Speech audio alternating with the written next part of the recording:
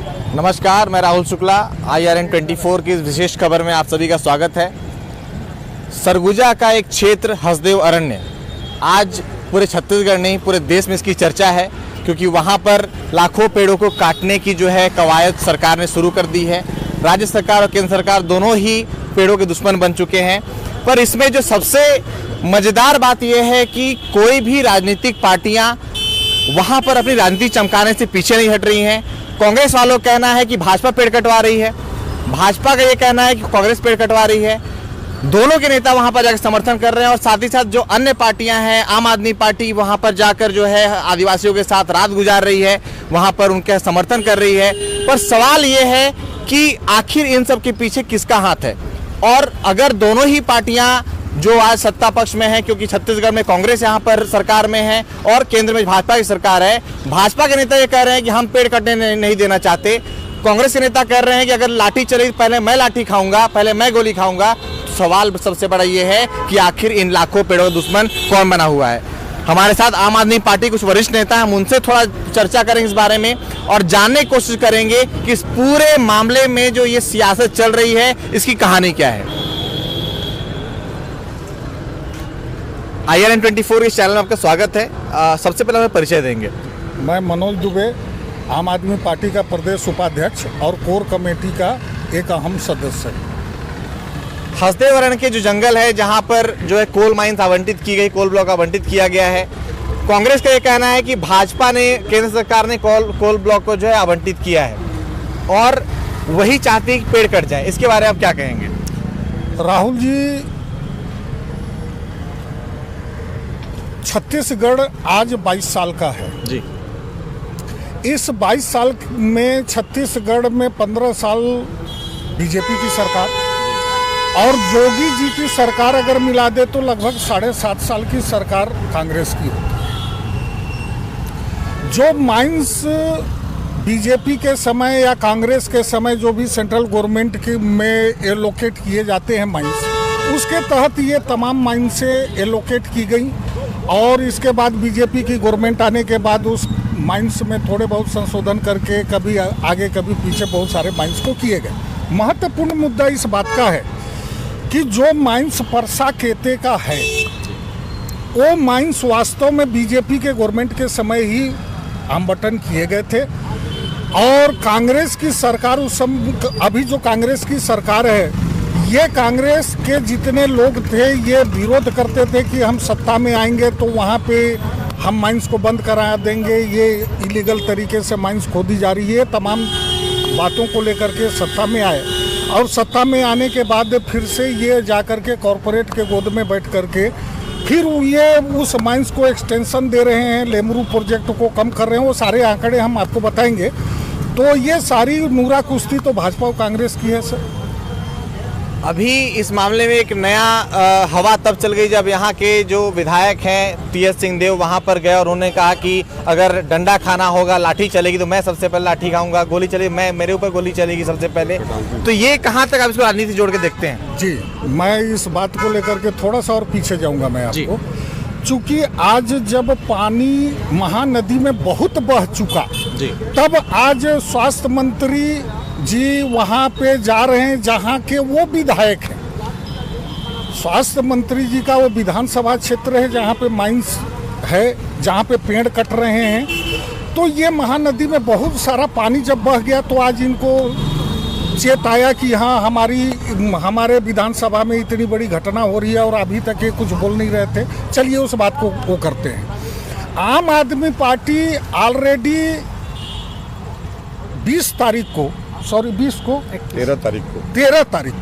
13 तारीख को आम आदमी पार्टी ने इस बात को लेकर के कि वहाँ पे जंगल न कटे, इस बात को लेकर के सरगुजा कलेक्टर का घेराव किया था। इसके बाद हमने इनसे 10 दिन का 15 दिन का समय मांगा कि भाई आप इतने दिन के अंदर डिसीजन करके फर्जी जो ग्राम सभा है उसकी पुनः आप जांच करो, अन्यथा अगर जांच आप नहीं करते हो तो हम मुख्यमंत्री निवास का घेराव करेंगे। हमने पुनः जाकर के जब इनके द्वारा किसी प्रकार की कोई कार्रवाई नहीं की गई तो हम जाकर के फिर से मुख्यमंत्री का रायपुर में आवास का घेराव हमने किया है। हम लोगों के ऊपर लाठी भी चलाई गई पुलिस के द्वारा, प्रशासन के द्वारा।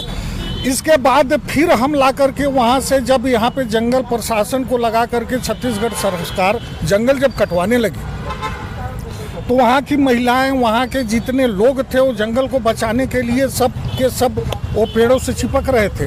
हमारी पार्टी चूँकि पहले से ये कमिटेड थी कि हम इस जंगल के मुद्दे पे ये जितने गांव वाले हैं इनके फर्जी किसी भी कार्यक्रम जो सरकार के द्वारा की जा रही है उसका विरोध हम पुरजोर करेंगे। इस बात को लेकर के उस दिन रात में हमने रात भर मैं, मेरे प्रदेश अध्यक्ष कोमल हुपेंडी जी और प्रदेश के सह संयोजक हमारे सूरज उपाध्याय जी और मैं खुद जाकर के रात भर वहाँ सोए। एक मार्मिक चीज़ जरूर दिखने को मिली मेरे को राहुल जी कि हम उस मुहाने पे खड़े थे कि एक साइड में अडानी की माइंस थी और एक साइड में वो फॉरेस्ट जंगल है जहाँ पे गांव वाले खुद रात में रह करके वो बचाने की कोशिश कर रहे हैं। हमने वहाँ उनके साथ रात गुजारा, उनके साथ लकड़ा भात हमने खाया और मैंने इमेजिन किया कि ये जिनके शरीर में बढ़िया से कपड़े नहीं हैं, बेचारे पूरे जंगल को बचाने के लिए तैयारी कर रहे हैं और रात भर जागरण कर रहे हैं, उसकी रखवाली कर रहे हैं। इनके वोट से यही सरकारें बनती हैं और ये सरकार फिर उस मेड़ के बगल में जो माइंस है उसके गोद में जाकर के पड़ जाती है। इससे जुड़ा एक मेरा सवाल है, आपने कहा कि आप वहाँ पर गए, आदिवासियों के साथ मिले, उनके साथ में समय बिताया। ऐसा बोला जाता है कि कोल माइंस आने के बाद वहाँ पर लोगों का जनजीवन बहुत अच्छा हो जाता है, उनके जिनकी आर्थिक जो स्थिति होती है बहुत सुधर जाती है। इस बारे में क्या कहेंगे आप? बहुत बढ़िया सवाल है राहुल जी आपका। आप एक पत्रकार हैं, आपसे मैं निवेदन करूंगा कि आप ग्राउंड जीरो का जा कर के आप रियलिटी चेक कर लीजिए। जो वहाँ पे विस्थापित लोग हैं जिनकी ज़मीनों पे आज कोल माइंस स्थापित की गई है, जो रेवेन्यू की ज़मीन थी, वो एक भी बंदे वहाँ आज दिखाई नहीं देंगे आपको। जितने भी वहाँ लोग काम करने वाले हैं, बाहरी लोग ला करके कंपनी ने अपने लोगों को वहाँ पे नौकरी दिया है, बाहर के लोग आए हैं वहाँ पे नौकरी कर रहे हैं, वहाँ रह रहे हैं। इसके अलावा स्थानीय किसी भी प्रकार के लोगों की अगर एक भी बंदे की नौकरी मिली हो तो फिर अब बात बने तो समझ में आता है। इसी बात का तो विरोध है। एक तो मुआवजा का रेट कम है, सरकार ने जो निर्धारित मुआवजा जमीनों का की है उसका मुआवजे का मूल्य कम है, और दूसरा विस्थापित लोग इसके बाद वो पैसा उनको ज़बरदस्ती थमा करके विस्थापित लोगों की ना उचित व्यवस्था की गई, जबकि मैनुअल में है कि उनके लिए घर बना करके दो, उनके लिए स्वास्थ्य सुविधा हो, एक पूरी व्यवस्था डेवलप करके देने का मैनुअल है। लेकिन ऐसी कुछ भी आप जा करके ग्राउंड रियलिटी चेक कर सकते हैं। जब से विरोध तेज हुआ है, हम अंबिकापुर शहर में कई होर्डिंग्स देख रहे हैं राजस्थान विद्युत वितरण निगम की कि वहाँ पर जो है पहले की शिक्षा व्यवस्था कैसी थी, अभी शिक्षा व्यवस्था कैसी है, पहले स्वास्थ्य व्यवस्था कैसी थी, अभी कैसी है। क्या लगता है आपको, सही में ऐसी कोई व्यवस्था वहाँ पर ग्रामीणों को मिल पाई हैं? मैं इसी बात को फिर से रिपीट करूँगा कि अभी एक एजुकेशन रैंकिंग आई है जी, शायद अखबार के माध्यम से आपने भी पढ़ा होगा राहुल। बिल्कुल।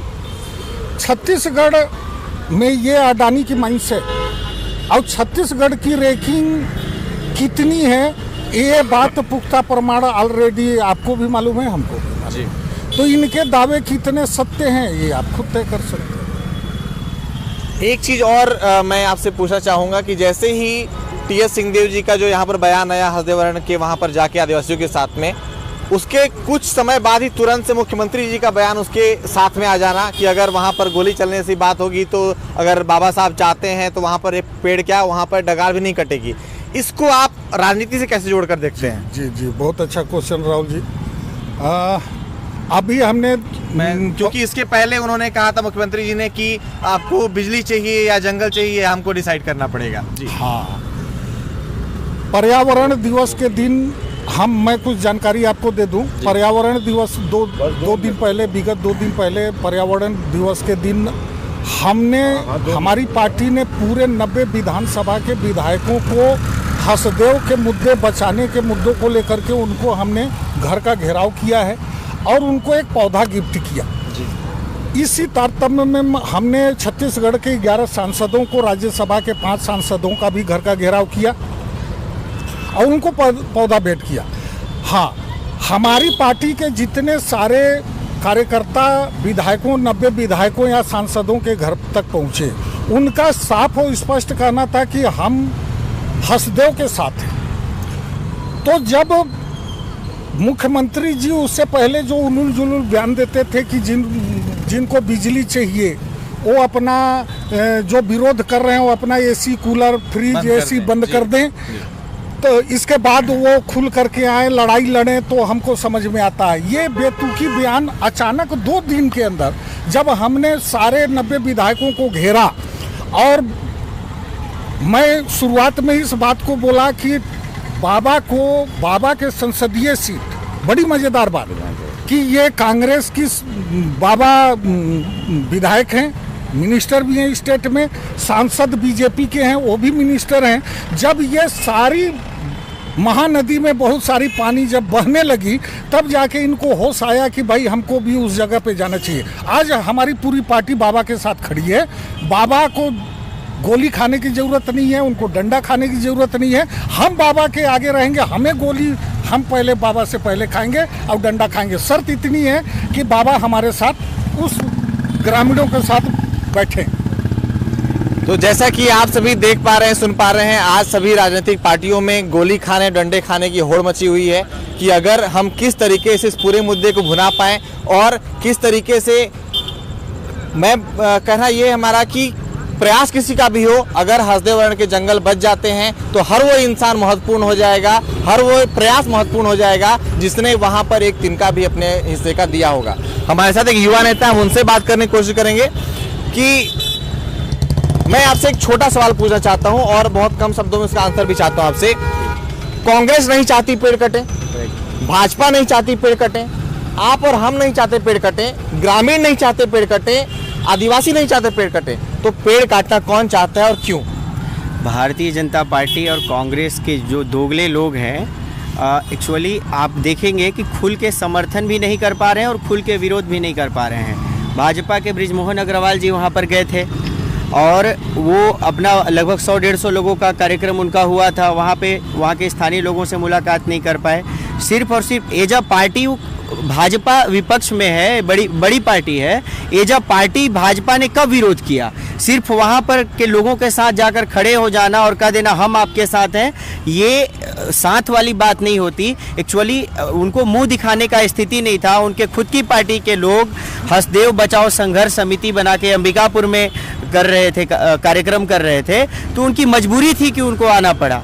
अन्यथा भारतीय जनता पार्टी के लोग खुद, उनका केंद्र में सरकार है, यदि वो चाहते, किसको बेवकूफ़ बनाने का काम कर रहे हैं? केंद्र में भाजपा की सरकार है, अरे आप खनिज मंत्री को बोलिए ना कि भैया निरस्त कर दो कोयला आवंटन, बात खत्म हो जाता है। कांग्रेस के लोग किसको बेवकूफ़ बनाने का काम कर रहे हैं? आपकी स्टेट में गवर्नमेंट है, आप यदि चाह जाएं तो तुरंत ये चीज़ें बंद हो सकती हैं। अभी आप जैसा कि सुने होंगे, आज भूपेश बघेल जी का बयान आया कि बाबा यदि चाहते हैं कि यहाँ पे जंगल ना कटे तो एक डाल भी नहीं कटेगा। मैं मुख्यमंत्री जी से सवाल करना चाहता हूं कि प्रदेश की लगभग 3 करोड़ जनता जो है, पिछले वहां की जो स्थानीय लोग हैं 10 सालों से जो है उसके विरोध में आंदोलन कर रहे हैं। लाखों लोग जो है हसदेव के विरोध में, सिर्फ छत्तीसगढ़ ही नहीं, भारत और पूरे अन्य देशों से भी इसका विरोध कर रहे हैं। उस समय आपके कान में कहाँ तेल डल गया था? अभी जब आपके विधायक जी कहते हैं कि नहीं हम उनके साथ हैं, तो क्या प्रदेश की जो जनता है, हमारी पार्टी ने भी लगातार इसको लेकर आंदोलन किया है, तो बाकी जो प्रदेश की जनता है, क्या सिर्फ विधायक के लिए, टी.एस. सिंहदेव के लिए मुख्यमंत्री बने हैं? क्या सिर्फ छत्तीसगढ़ के विधायकों की आवाज़ सुनी जाएगी? छत्तीसगढ़ की जनता महीनों से जबकि आंदोलन कर रही थी, उस समय तो आप अपने एटीट्यूड में थे। हालांकि स्वागत योग्य कदम है, हम भी चाहते हैं कि हसदेव के अरण्य बचे। हम लगातार उस मुहिम पर हैं और जब तक एक ऑफिशियल डॉक्यूमेंट्स नहीं आ जाता, इनकी बातों का कोई भरोसा नहीं है। तो ज़्यादा खुश होने की ज़रूरत नहीं है। हमारी पार्टी लगातार लड़ाई लड़ रही थी, इस मुद्दे पर नज़र बनाए हुए है, लगातार हमारी लड़ाई जारी रहेगी। धन्यवाद।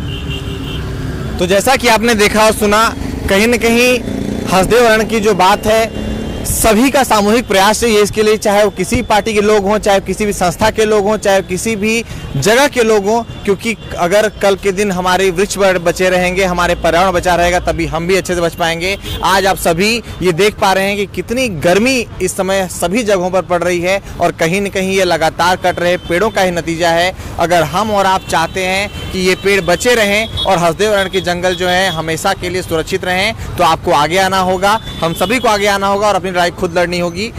हमारी इस खबरों पर बने रहिए, खबरों को शेयर कीजिए ताकि ये आवाज़ें उन तक पहुंच सके जिनको इस बारे में निर्णय लेना है, जिनको इस बारे में आदेश जारी करना है। धन्यवाद।